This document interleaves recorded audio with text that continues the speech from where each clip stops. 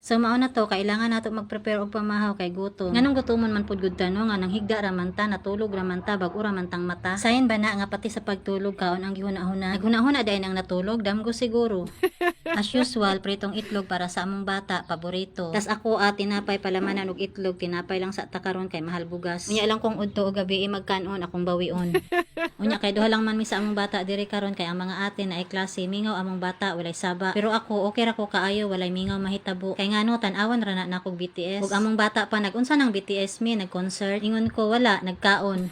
Tas pagkahuman day og kaon ug ligo sa among bata, gipasulat nako siya. Perte yung lisuda may na lang jud wala ko nagmaestra. Lisuda day magmaestra no, kung gamay kag pasensya ayaw na lang jud patuga. Habang nagasulat di ay siya, sige ingon nga mamalit lagi daw siya pagkaon. Mao to gipalitan na lang para mahilom para magsulat. Naisahan ko pagkahuman og palit og pagkaon wala na nang inanog sulat.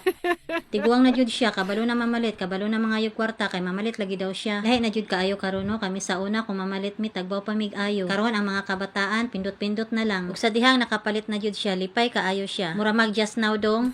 Tas ingon ko dali adong manguli na ta kay naapay naghulat sa ako Ingon siya kinsa naghulat mi. Ingon ko ang BTS matukog Korea tingala gud siya.